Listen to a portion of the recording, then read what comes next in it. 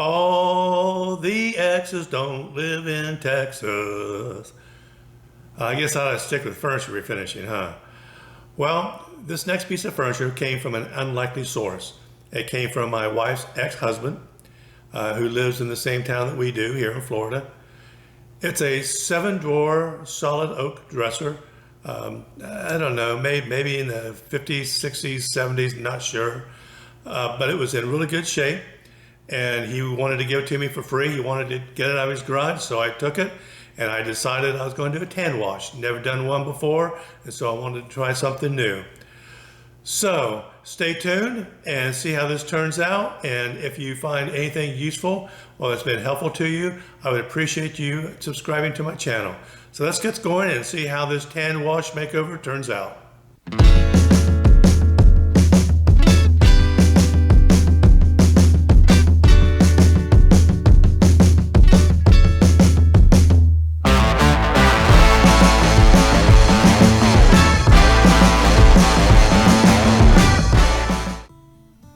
So I need to inspect the dresser and see what kind of issues we have. Obviously the back is not attached, but you know, I'll probably take the back off anyway just so I can throw it clean. But we'll put it back on with a couple of brad nails. We've got this worn edge, and you'll see in a second we have the same worn edge on the other side and there on the corners too. But that's not intended because the wear and tear is different.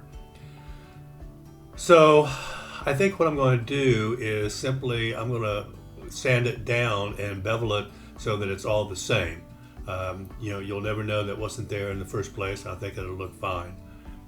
So there's not a lot of scratches, especially on the top, and no deep gouges, so I can sand out all of the scratches and small gouges, if any, that we have here.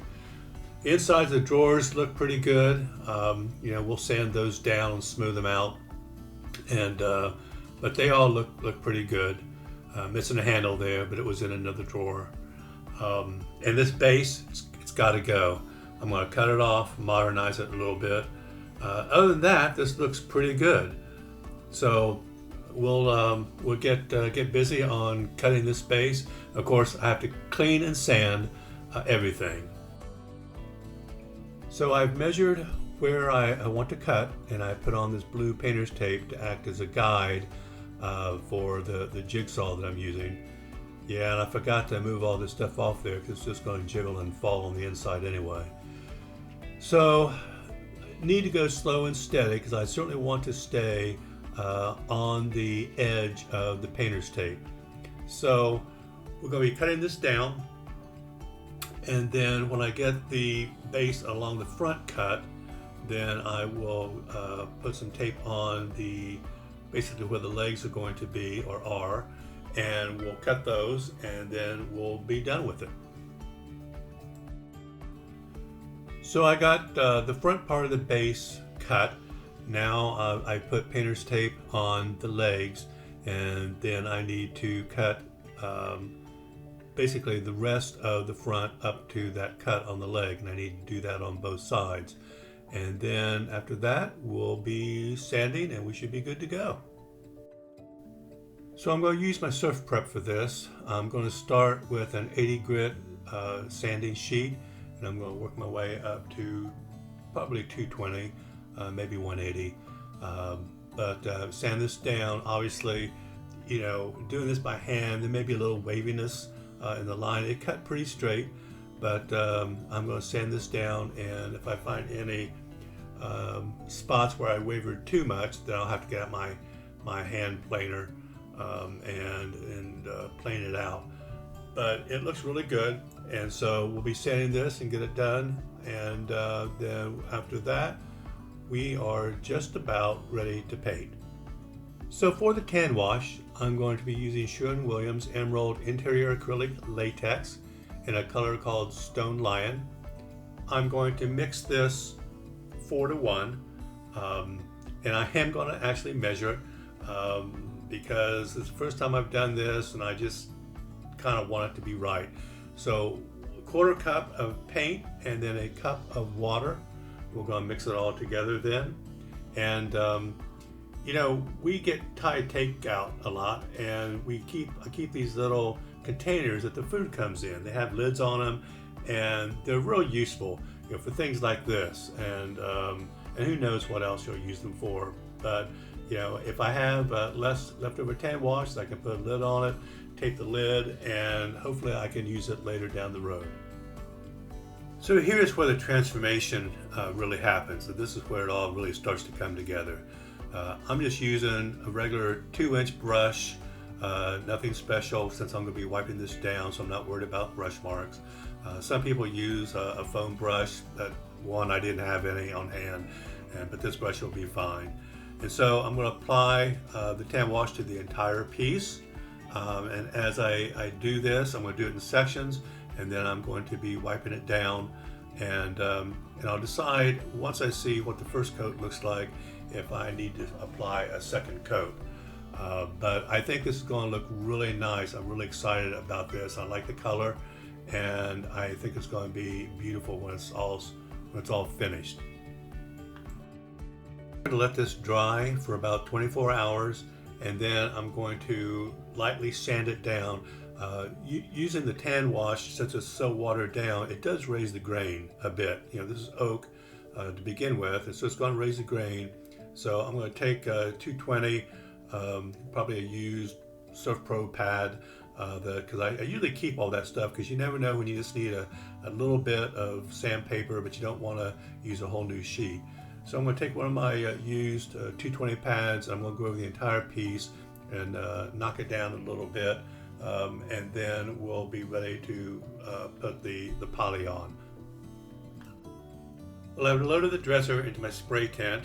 This is a spray tent by Vivor, and I'm using a Graco D360 variable speed sprayer. I've been having trouble spraying poly on a couple of projects, and I think it was basically user error, as it usually is. I was using the wrong tip. There's 2 tips that come with this, one for paint and one for stains. And I think the stain tip is a little smaller tip, and I think that's the one I should be using for the poly.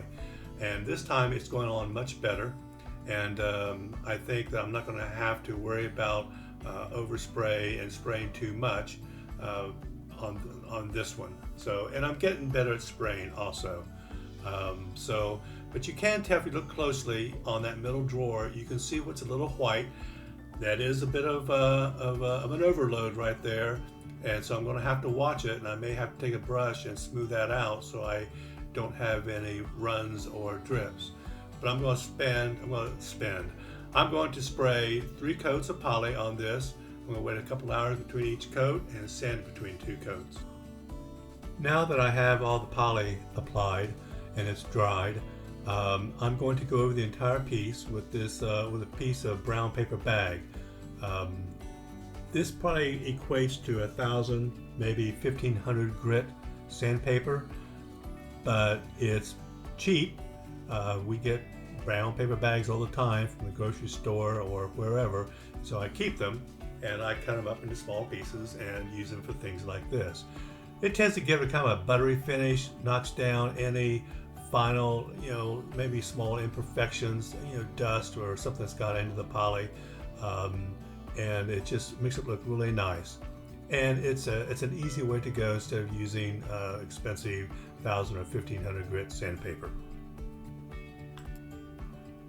Now I'm going to be doing the same thing to each of the 7 drawers by using a piece of brown paper bag to rub the faces and to get, again, any small imperfections out of it and to give it a really smooth, kind of a buttery finish.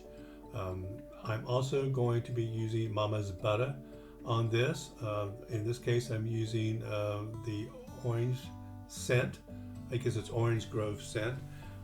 And this, I'm going to be using this on the sides and on the insides of the drawer.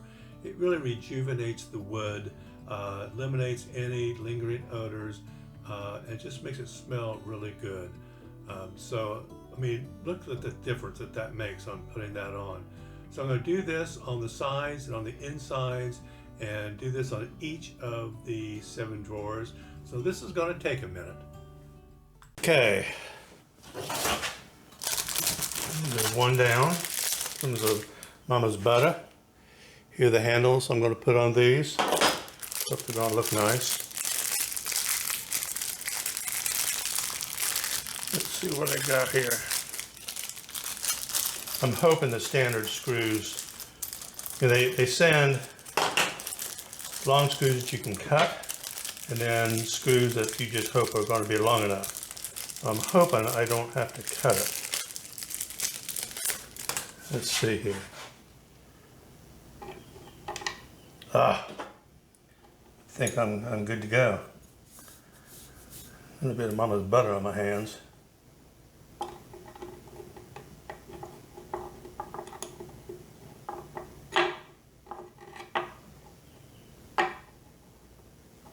Well, Houston, we have a problem.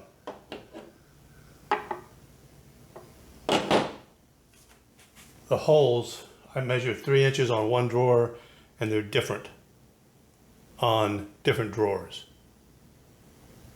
So I may have to order some different poles.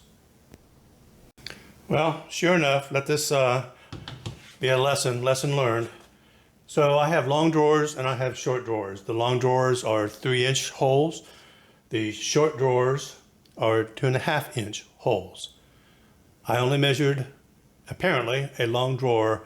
You know, when I took the poles off, they all look the same size, but they're not. So back to Amazon to buy 2.5-inch poles that will match these 3-inch. Well, after a trip to Home Depot and a trip to Lowe's, I finally found some 2.5-inch poles from Lowe's. Looks like this. These are the only 2.5-inch poles I found at either store. And even looking online, I'm finding they seem to be scarce.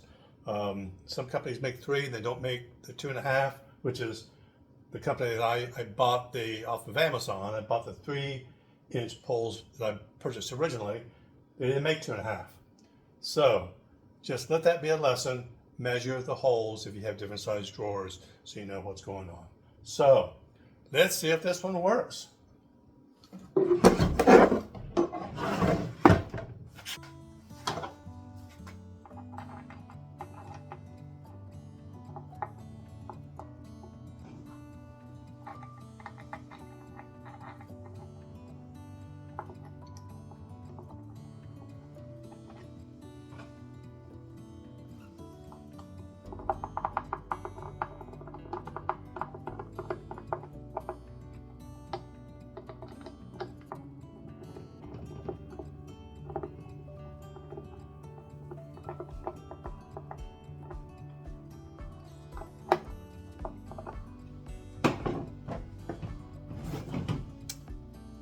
I think that'll work. Looks good. Now do this times 7. So here is the reveal and the final makeover. What do you think? This turned out much better than I thought. I love how the tan wash, diminishes all the orange of that original look that the dresser had. It brings out the grain of the oak, and I didn't expect it, but it gives it kind of a coastal vibe, which I think will work really nice here in Florida. And this is one of my most favorite projects so far, and I just love how this turned out. My wife wants to keep it, but I told her no. I can't make any money if we keep the furniture that I make over. So hopefully this is going to look very good in someone's home. And if you found anything that you enjoyed or learned in this video, please subscribe and follow me on the next flip that I make from the next season.